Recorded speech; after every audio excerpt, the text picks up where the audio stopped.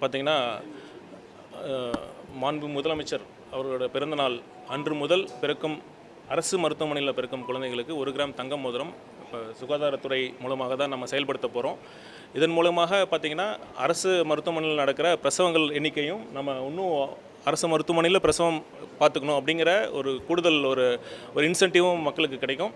அதனால் அவங்களோட பாதுகாப்பு மக்களுக்கு ஒரு பாதுகாப்பான ஒரு பிரசவம் கிடைக்கும். அதே மாதிரி நம்ம தேர்தல் வாக்குறுதியும் இன்றைக்கி பண்ணியிருக்கோம்.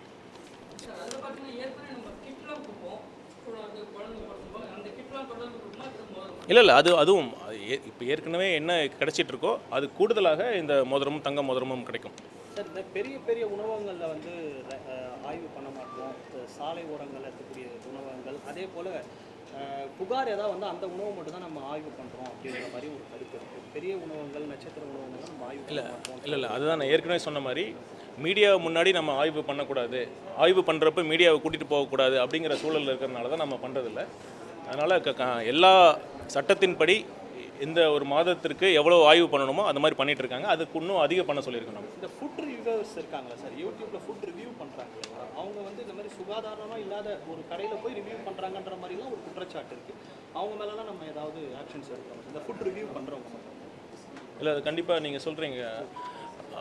சில ஃபுட் ரிவ்யூவர்ஸ் ஹானஸ்ட்டாக சின்சியராக பண்ணுறாங்க. சில பேர் அந்த வேறு கன்சிடரேஷனுக்காக பண்ணுற ஒரு கம்ப்ளைண்ட்ஸும் இருக்குது. நம்ம அதை என்ன பண்ணலான்னு நம்ம பேசுவோம், கண்டிப்பாக பேசி இது பண்ணுவோம். Right, thank you.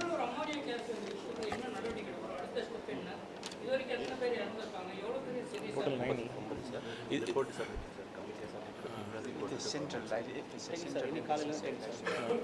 இதுவரையும் 9 பேர் உயிரிழந்திருக்காங்க. இதை பற்றி ஒரு ஆய்வுக்குழு முதலமைச்சர் அவருக்கு அப்பாயிண்ட் பண்ணி அந்த குழு வந்து ரிப்போர்ட் சப்மிட் பண்ணியிருக்காங்க. அது நம்ம ஹெல்த் ரிலேட்டடாக நம்ம ஆஸ்பெக்ட் பார்த்துருக்கோம். இண்டஸ்ட்ரியல் சேஃப்டி ரிலேட்டடாக அந்த கமிட்டி சப்மிட் பண்ணியிருக்காங்க. அது பார்த்திங்கன்னா அது விரைவில் அது என்ன நம்ம ஆக்ஷன் எடுக்க போகிறோம்னு அஃபிஷியலாகவே அனௌன்ஸ்மெண்ட் வரும். நேற்றுக்கு இறந்தவங்களுடைய சில பேருடைய உடல் வந்து சொந்த மாநிலத்துக்கு அனுப்பி வைக்கப்பட்டுச்சு. இன்னும் மீதி இருக்கிறவங்களுக்கு அனுப்பி வைக்கணுமா? எல்லா வேலையும் முடிஞ்சிச்சு.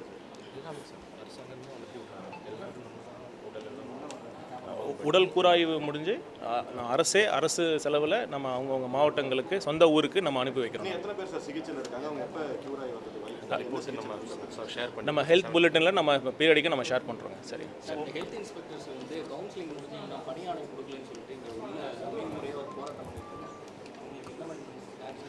இல்லை, அந்த ஹெல்த் இன்ஸ்பெக்டர்ஸ் நியமனம் குறித்து ஒரு கம்ப்ளைண்ட் வந்தது. பார்த்திங்கன்னா அந்த எக்ஸாமில் ஹெல்த் இன்ஸ்பெக்டர் எக்ஸாமில் நிறையா மேல் ப்ராக்டிஸ் நடந்தது, சீட்டிங் நடந்தது, காப்பிங் நடந்ததுன்னு அப்படிங்கிற கம்ப்ளைண்ட் பேரில் இன்வெஸ்டிகேட் பண்ணப்போ அது நடந்தது உண்மைதான் அப்படிங்கிற ப்ரிலிமினரி இன்வெஸ்டிகேஷனில் தெரிய வந்தது. அதுதான் கோர்ட்டில் என்ன சொல்லியிருக்காங்க, ஒரு எஸ்ஐடி இதுக்காக ஃபார்ம் பண்ணி அந்த இன்வெஸ்டிகேஷன் பண்ணிகிட்ருக்காங்க. அந்த எஸ்ஐடி இன்வெஸ்டிகேஷன் முடியும் வரை இந்த அப்பாயின்மெண்ட் கொடுக்க வேணான்னு கோர்ட்டில் ஓப்பன் கோர்ட்டில் டிக்ளேர் பண்ணதுனால தான் நம்ம கொடுக்காமல் இருக்கோம்.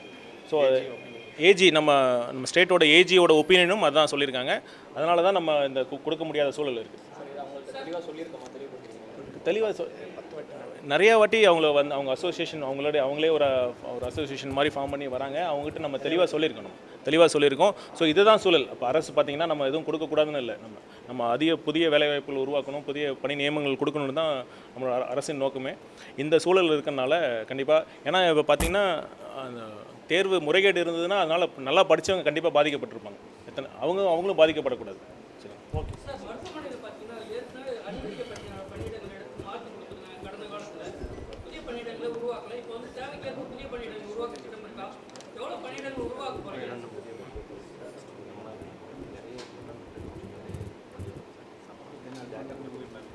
இல்லை, கண்டிப்பாக பாருங்கள், சமீபத்தில் 11 புதிய மருத்துவக் கல்லூரி நம்ம ஓப்பன் பண்ணியிருக்கிறதுனால அதுக்கு புதிய பணியிடங்கள் ஏற்படுத்தியிருக்கோம்.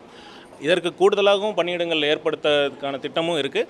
அதை பற்றி நாங்கள் விரிவாக சொல்லுவோம். இந்த நேரத்தில் இன்னொன்று நான் சொல்லிக்கிறேன். இப்போ பார்த்திங்கன்னா ஹாஸ்பிட்டல்ஸில் இந்த வீல் சேர் தள்ளுறதில் ப்ளஸ் அந்த உணவு கொடுக்கறதில் பேஷண்ட்டை பார்க்குறதுக்கு, பிரசவத்தை குழந்தைகளை பார்க்குறதுக்கு நம்ம இங்கே மருத்துவமனையில் வேலை செய்கிற பணியாளர்கள், நோயாளிகளும் ப்ளஸ் அந்த பார்வையாளர்களிடமும் பணம் கேட்குறதாக புகார் வருது.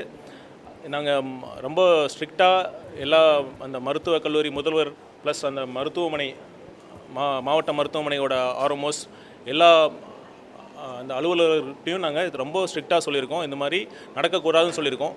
ஒருவேளை பொதுமக்களுக்கு இது மாதிரி யாராச்சும் ஹாஸ்பிட்டலில் அந்த ஹாஸ்பிட்டலில் வேலை செய்கிற ஸ்டாஃப்ஸ் பணம் வாங்குறாங்கன்னு புகார் இருந்ததுன்னா நீங்கள் கண்டிப்பாக 104 அப்படிங்கிற ஒரு ஹெல்ப்லைன் நம்பருக்கு நீங்கள் இந்த புகாரை நீங்கள் தெரிவிக்கலாம். தெரிவித்தா கண்டிப்பாக அதற்கு யார் சம்மந்தப்பட்டிருக்காங்களோ அவங்க மேலே கண்டிப்பாக ஒரு ஸ்ட்ராங்கான நடவடிக்கை எடுக்கப்படும்.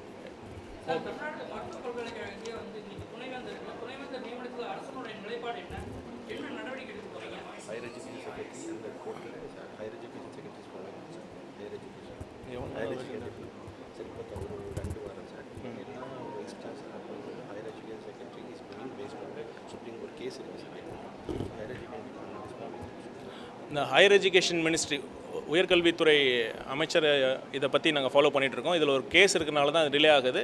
கண்டிப்பாக வெளிப்படைத்தன்மையாக அது நடக்கும், நியமனம் நடக்கும். தேங்க்யூ. செய்திகளை உடனுக்குடன் தெரிந்து கொள்ள கீழ்கண்ட கேபிள் மற்றும் டிடிஹெச் நெட்வொர்க்குகளில் எம்நாடு செய்தி தொலைக்காட்சியை காணுங்கள். பாதகம் செய்பவரை கண்டால் நாம் பயம் கொள்ளலாகாது பாப்பா. மோதி மிதித்து விடு பாப்பா, அவர் முகத்தில் உமிழ்ந்து விடு பாப்பா.